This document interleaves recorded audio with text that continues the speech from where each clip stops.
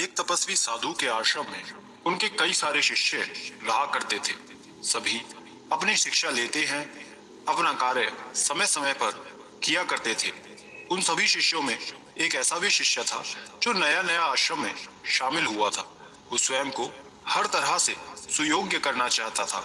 वो एक श्रेष्ठ शिष्य बनना चाहता था, इसलिए वो हर काम को नियम से करता, गुरु की हर आज्ञा का पालन करता। वो हमेशा इस प्रयास में रहता कि कैसे भी गुरु के बताए हुए कार्य को समय से पूरा कर सके। लेकिन वो शिष्य इन सब में स्वयं का ध्यान नहीं रखता था और ना तो उसे स्वयं के खाने का ध्यान रहता और ना ही स्वास्थ्य का।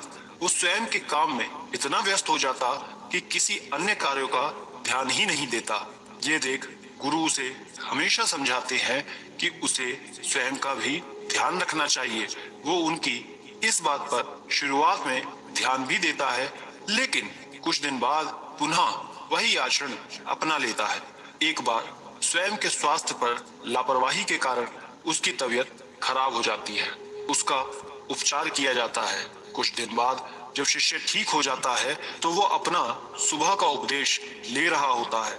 उस उपदेश में तपस्वी साधु अपने सभी शिष्यों को समझाते हैं कि जीवन में हमें सदैव अपने कर्तव्य के प्रति सक्रिय रहना चाहिए, लेकिन स्वयं के स्वास्थ्य के प्रति भी हमारा कर्तव्य होता है।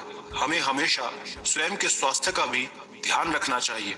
ये सुन शिष्य कहते हैं कि हम सभी अपना ध्यान रखते हैं, फिर आप कैसे हमें ध्यान रखने के लिए कह रहे हैं? तब साधु कहते हैं कि जिस तरह हमारा देह जन्म लेता है, बड़ा होता है, जवान होता है, फिर बूढ़ा हो जाता है, उस अनुसार हमें हमेशा अपने शरीर का स्वास्थ्य का ध्यान रखना चाहिए। हम इस समय कितने भी युवा और मजबूत क्यों ना हो, लेकिन एक दिन हम बूढ़े हो जाएंगे। ये शरीर जवाब दे देगा। इसलिए आपको ये कहा जाता है कि अपने स्वास्थ्य का ध्यान रखें। आपके काम की जिम्मेदारी के साथ, आपकी काम की जिम्मेदारी के साथ अपने स्वास्थ्य के प्रति भी जिम्मेदारी है। उसे भी हमें ही पूरा करना है, उसका ध्यान रखना है। कोई अन्य उसका ध्यान नहीं रखेगा। एक कहानी है, ध्यान से सुनना। दोस्तों, कहानी में आप खो जाएं, उससे पूर्व ही चैनल को सब्सक्राइब कर लें और वीडियो को लाइक कर लें। बहुत समय पहले एक गांव में वहां का राजा एक प्रतियोगिता आयोजित करता है, जिसमें हर किसी को स्वयं की कला प्रदर्शन करने का मौका मिलता है। जो व्यक्ति जिस चीज में निपुण होता है, उस कला का प्रदर्शन राजा के समक्ष करते हैं। सभी ने तरह तरह की अपनी कलाओं, गुणों का प्रदर्शन किया था। कोई नृत्य प्रस्तुत करता तो कोई कुछ। सभी के बारी बारी से कला का प्रदर्शन करने के बाद अंत में अंतिम दो प्रतियोगी आते हैं। राजा उनसे पूछता है कि वो कौन सी कला को प्रस्तुत करेंगे। तब वो दोनों प्रतियोगी राजा से कहते हैं कि वो यहाँ जितने भी वृक्ष हैं सभी को काटने का काम करेंगे। ये सुन राजा उन दोनों को जंगल की तरफ भेज देता है। साथ में दोनों के साथ एक एक सिपाही पेड़ों की गिनती के लिए जाता है। उन दोनों प्रतियोगियों में एक युवा लड़का था, दूसरा वृद्ध। वृद्ध को देख सभी ये सोचने लगते हैं कि इसमें तो लड़का आसानी से जीत जाएगा, भला वो कितने ही पेड़ काट पाएगा, उसमें इतनी शक्ति कहाँ से। जाते समय वृद्ध उनकी बात सुन लेता है और आगे बढ़ जाता है, लेकिन वो लड़का उस वृद्ध को देख मन ही मन बहुत खुश होता है, क्योंकि वो भी मन ही मन ये सोच चुका था कि वही आज विजेता होगा। दोनों जंगल की तरफ बढ़ जाते हैं। दोनों को अलग अलग हिस्से में छोड़ दिया जाता है। वहां पहुंच युवा लड़का अपनी आरी ले पेड़ काटना शुरू कर देता है। वो जल्दी जल्दी पेड़ काटने लगता है। वहीं दूसरी तरफ वृद्ध भी अपने पेड़ को काटना शुरू कर देता है। वृद्ध कुछ पेड़ काटता और फिर रुक जाता। दोनों को ही एक दूसरे के पेड़ काटने की आवाज सुनाई दे रही थी, लेकिन वृद्ध युवा लड़के के पेड़ के काटने पर ध्यान नहीं देता। लेकिन युवा वृद्ध के पेड़ काटने की आवाज बहुत ध्यान से सुनता और खुश हो जाता। उसे ये लगता कि वृद्ध रुक रुक के बीच में आराम करते हुए पेड़ काट रहा है। उसने मुश्किल से कुछ ही पेड़ काटे होंगे। दोनों अपने अपने पेड़ों को काटकर वापस महल लौट जाते हैं। अंत में राजा पेड़ काटने में विजेता की घोषणा करने से पूर्व सिपाहियों से दोनों के काटे हुए पेड़ों की गिनती पूछता है और नाम बताता है। विजेता का नाम सुन सभी लोग हैरानी से भर जाते हैं। राजा उस वृद्ध का नाम लेकर उसे पुरस्कार देता है। युवा लड़का ये देख बहुत ज्यादा आश्चर्यचकित हो जाता है। वो समझ नहीं पा रहा था कि वृद्ध जीता तो जीता कैसे। वो वृद्ध के समक्ष जाता है और जाकर कहता है कि मैंने स्वयं सुना था कि आप रुक रुक के पेड़ काट रहे थे, फिर आपने कैसे मुझसे अधिक पेड़ काट दिए? आपने ऐसा क्या किया? इतना वृद्ध होने के बाद भी आप में इतनी शक्ति कहाँ से आई? ये सुन वो वृद्ध बाबा मुस्कुराने लगते हैं और कहते हैं कि ये सत्य है कि मैंने रुक रुक के पेड़ों को काटा, क्योंकि मैं बाकी बचे समय में विश्राम नहीं बल्कि अपनी आरी की धार तेज कर रहा था, जिस वजह से जितनी देर में तुम जितने पेड़ काटते उतनी देर में मैं तेज धार होने के कारण उसके दोगुने पेड़ काट देता और मुझे ज्यादा मेहनत भी नहीं करनी पड़ी और मैंने तुमसे अधिक पेड़ काटे। मेहनत हर कोई करता है, लेकिन यदि उसे सही तरह से सही बुद्धि का उपयोग करके किया जाए तो वो काम और अच्छे से निखार कर आप कर सकते हैं। यही मैंने किया। यदि हर चीज का सही तरह से ध्यान रखा जाए तो वो अच्छा काम करता है। वृद्ध की बात सुन उस युवा लड़के को एहसास होता है कि हर काम को सही तरह से करना चाहिए। इस कहानी के अंत में तपस्वी साधु कहते हैं कि जिस प्रकार एक साथ कई सारे पेड़ों को काटने के लिए आरी को तेज धार की आवश्यकता होती है, उसी प्रकार जीवन में किसी भी कार्य को करने के लिए अच्छे स्वास्थ्य की आवश्यकता होती है। इस पूरी कहानी को सुन सभी शिष्यों को ये समझ आ जाता है कि व्यक्ति को अपने स्वास्थ्य का भी ध्यान रखना चाहिए। एक बार महात्मा बुद्ध के आश्रम में एक व्यक्ति उनका शिष्य बनने आता है। वो बुद्ध से उन्हें अपना शिष्य बनाने का आग्रह करता है। वो कहता है कि मैं स्वयं के भीतर उतर जाना चाहता हूँ, मैं स्वयं को खोजना चाहता हूँ, कृपया कर मुझे स्वयं के संग में शामिल कर। बुद्ध उसके आग्रह को स्वीकार कर लेते हैं। अब वो सभी शिष्यों के साथ उपदेशों को सुनता, मठ के कार्य को किया करता। वो प्रतिदिन भिक्षाटन के लिए भी जाया करता था। एक दिन वो अन्य सभी भिक्षुओं के साथ किसी गांव में भिक्षाटन के लिए चला जाता है।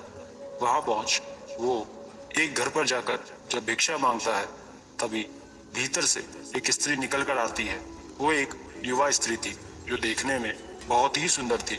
उसके रूप में एक ऐसा तेज था जिसे देखते ही वो राजकुमार उनकी तरफ आकर्षित हो जाता है। वो एक टूक से उस स्त्री की तरफ देखने लगता है।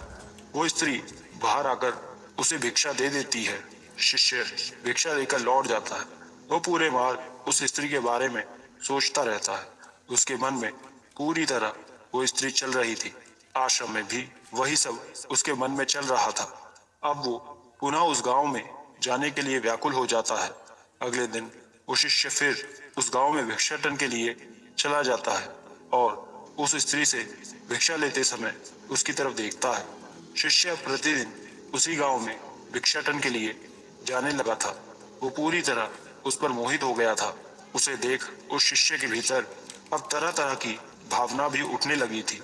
एक रोज जब शिष्य उस स्त्री के यहाँ भिक्षा लेने पहुंचता है तो उस गांव में मौसम बड़ा खराब होने के कारण वर्षा होने लगती है। स्त्री उस शिष्य को स्वयं के घर के भीतर बुला लेती है और उसके वहां बैठने के लिए एक चटाई बिछा देती है। शिष्य आराम से उस चटाई पर जाकर बैठ जाता है। स्त्री उस शिष्य के लिए भोजन परोस देती है। भोजन ग्रहण करने के बाद स्त्री उस शिष्य से कहती है कि वर्षा रुकने तक यही कुछ देर विश्राम कर लो। शिष्य उसी चटाई पर लेट जाता है और उस स्त्री की तरफ देखने लगता है। उसके मन में उसके प्रति काम वासना की भावना भी पूरी तरह उठ रही थी। वो उस स्त्री की खूबसूरती पर मोहित हो चुका था। कुछ देर बाद वो शिष्य उस स्त्री के घर की तरफ देखने लगता है और सोचता है कि शायद ये स्त्री इस घर में अकेले रहती है और कोई साथ नहीं है। जब वो ये सब सोच रहा था तभी वो स्त्री उस शिष्य के पास जाकर कहती है कि आप सही सोच रहे हैं बनते, मैं इस घर में अकेले ही रहती हूँ। ये सुनते ही शिष्य हैरानी से भर जाता है और उठकर बैठ जाता है और उस स्त्री से कहता है कि आप कैसे मेरे भीतर की बात जान गई। ये सुन वो स्त्री मुस्कुरा कर कहती है कि क्योंकि मैंने आपके मन की बात सुन ली। शिष्य आश्चर्य से कहता है कि क्या आप मेरे मन की बात सुन सकती हैं? स्त्री कहती है, निश्चित ही। शिष्य पूछता है कि ये कैसे संभव है? तब स्त्री कहती है कि मैंने सबसे पहले स्वयं के भीतर के विचारों का निरीक्षण करना शुरू किया था। जब ये पूरा हो गया, मैं स्वयं के भीतर उतर गई और स्वयं के विचारों का निरीक्षण करते करते क्षीण हो गई, विलीन हो गई और मन निर्विचार हो गया। और अब तो ऐसा ही हो गया है कि जो दूसरे व्यक्ति मेरे समक्ष आते हैं, मैं उनके विचारों को भी पढ़ लेती हूँ। ये सुनते ही वो शिष्य हैरानी से भर जाता है। वो स्वयं इस बात से अनजान था कि जिस स्त्री पर वो मोहित है, वो स्वयं बुद्ध की शिष्य है और उसने बुद्ध के मार्ग पर चल स्वयं को पूरी तरह धर्म के अनुसार परिवर्तन कर दिया और उनकी शिष्या बन गई। शिष्य उस स्त्री की बात को सुन तुरंत वहां से लौट जाता है और आश्रम पहुंच बुद्ध के समक्ष जाकर कहता है कि तथागत, आज मैं एक विचित्र स्त्री से मिला। बुद्ध पूछते हैं कि कैसी स्त्री? तब वो कहता है, मैं रोज जिस गांव में भिक्षाटन करने के लिए जाता हूँ, उस गांव की स्त्री लोगों के मन के विचारों को पढ़ सकती है। आज उसने मेरे भीतर के विचारों को भी पढ़ लिया। उसने तो मेरे मन की सारी बातों को समझ लिया। मेरे भीतर तो उस स्त्री के प्रति काम वासना तक के विचार उठे थे। मैं उस पर पूरी तरह मोहित हो गया था। उसने वो सब जान लिया था।